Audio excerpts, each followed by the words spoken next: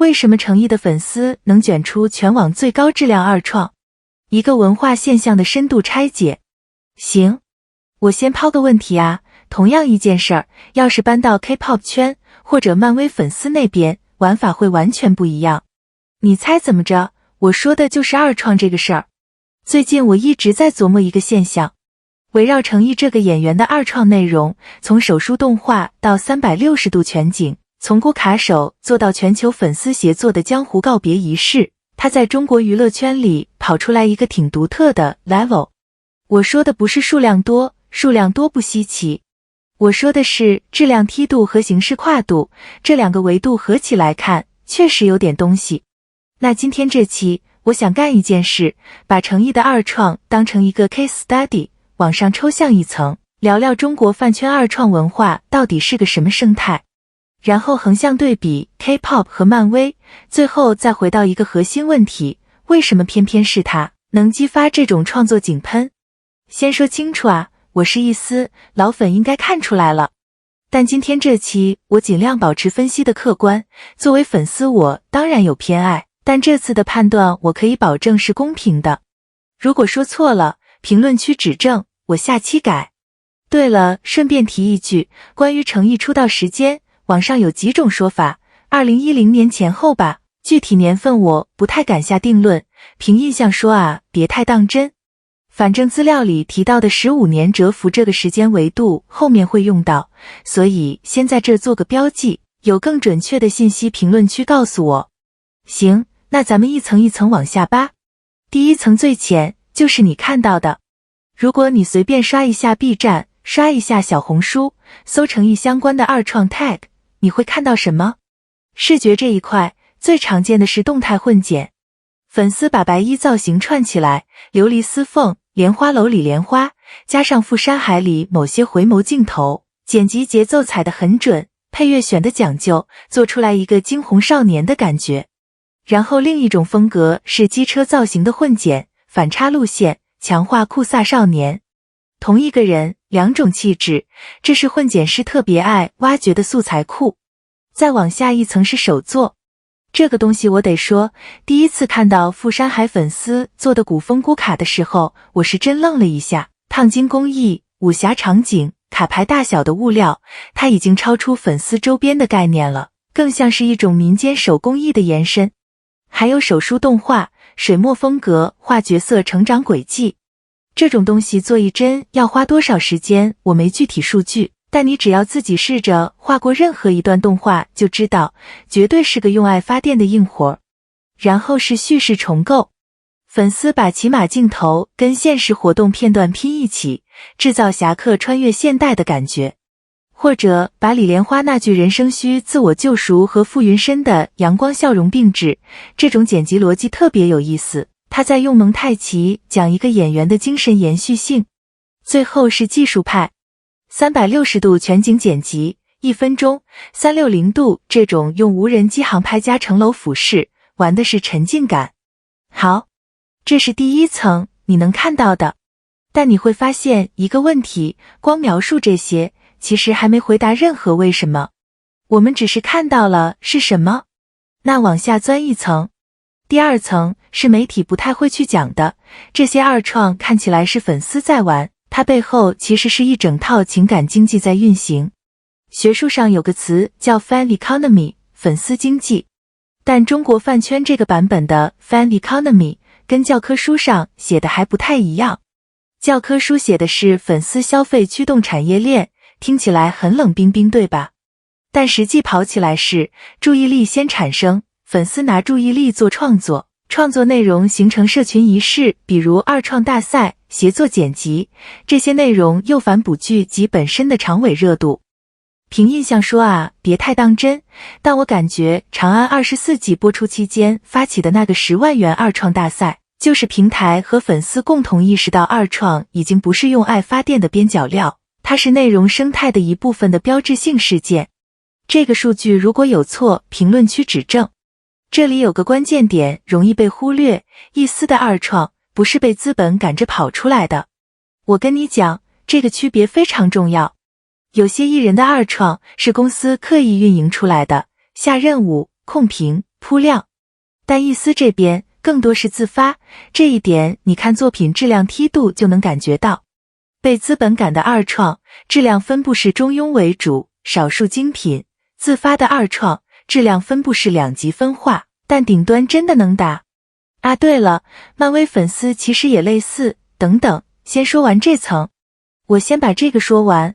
回到这层，当二创变成情感经济，它就有了自己的硬通货，情感共识。当全球一丝在赴山海收官后协作剪辑《江湖告别仪式》，他们交易的不是钱，是我们都曾为这个角色心动过的集体记忆。这个东西在2026年这种短视频时代，比金子还稀缺。行，第二层说完了，下一层，第三层，咱们横着切，把视野放大到全球，跟 K-pop 和漫威对比一下。K-pop 饭圈那边，二创的核心载体是 Fancam 和直拍 Reaction。这个生态有两个特点。第一，单位时间产能极高，一场打歌台演出结束几个小时内，全网能刷出大批 Fancam， 量级特别夸张。第二，美学高度统一 ，Focus on 偶像本人 ，4K 画质，特定运镜节奏。他的 style 非常稳定，但同质化也强。这不是缺点啊，这是他生态决定的。K-pop 的工业化程度高，二创跟着工业化。漫威粉丝那边玩法完全不同，核心载体是 fanfiction 同人小说和深度 fan art。AO3 那种平台上一篇热门 Marvel 同人，长度能拉到长篇小说级别，世界观补完比正剧编剧还细。它的优势是深度强，粉丝把世界观挖到比官方还深，但门槛也高，不是每个普通观众都能 get 到。那中国二创以诚意这个案例看，它的特点是什么？我琢磨了一阵，我觉得是跨形式融合加集体仪式感。跨形式融合是说，同一个粉丝群体会同时玩视觉混剪、叙事重构、手作实物、技术沉浸4个赛道。K-pop 主要在视觉，漫威主要在叙事，中国饭圈是全领域开花。这个差别其实跟中国互联网生态有关 ，B 站、小红书、抖音、微博、Lofter。每个平台支持不同形式的二创，粉丝自然就分赛道发展了。集体仪式感是另一个独特点。赴山海收官那次江湖告别仪式，全球粉丝协作，慢镜头蒙太奇配台词互文，这个事儿如果你拿到 K-pop 圈，可能会变成应援战统一行动，工业感很强；拿到漫威圈，可能会变成 Reddit 上的主题讨论帖，文字感很强。只有在中国饭圈，它才会变成一种带有古典美学气质的跨平台跨地域的视听仪式。我得插一句，不是说中国二创比 K-pop 或漫威更高级，每个生态都有自己的最优解。K-pop 的工业化让它在全球扩张时碾压一切，漫威的深度让它能撑起一个跨媒介帝国。中国二创的独特性在于美学密度。3种路径，3种活法。这个对比说完，我们就能看清诚意二创现象的坐标了，它不是孤立现象，是中国饭圈整体生态进化的一个高质量样本。但第3层还没完，说到技术，就得聊一个绕不开的事 ，AI 时代，二创的伦理边界在哪？ AI 换脸、声音克隆、Deepfake 这些技术让二创门槛更低，但也带来侵权风险。这个事儿在全球饭圈都是难题。意思这边的处理，我得专门提一下。前阵子，他们发起了一个叫共建饭撒记忆库的计划，抵制非授权 AI 合成内容，倡导用合法的多视角素材协作来替代侵权手段。这个事儿别小看哈，在国内饭圈整体还在为 AI 合成边界吵架的时候，意思这边主动定规矩，自我约束，这是饭圈伦理自觉的先进样本。我说白了，能做到这一点的 fandom 在2026年的 Space 里不多，而且这背后还有个隐含信号，意思在意真实。他们宁可用未经修饰的笨拙画面，也不要技术合成的完美。我觉得这个选择本身就回答了第4层那个最深的问题。那咱们直接进第4层。到了第4层，问题终于变成最根本的那个，为什么是他？中国有那么多演员，少年感也不是只有他一个人有，为什么偏偏围绕程毅能跑出这种创作井喷？作为他的粉丝，我当然希望答案是因为他最好，但客观说，这个答案不成立。比他作品多的演员有，比他人气高的也有，所以一定是有别的东西。我捋了一下，我觉得核心是4个字：知世故而不世故。这话听着像鸡汤啊，我知道，但你把它拆开看就很硬。第一层意思，他知世故。10几年这个行业不是白带的，从蛰伏到琉璃爆发到莲花楼成熟，他经历的东西不少，眼神里的内容感是装不出来的，这个东西用网络词叫经历过的人。第二层意思，他不世故，这才是稀缺的部分。你看他直播的时候那个勾手指数数的小动作，找道具的时候有点猛，比划动作还带稚气，这种东西在一个混了10几年圈子的演员身上，按理说应该被磨没了，但他没有。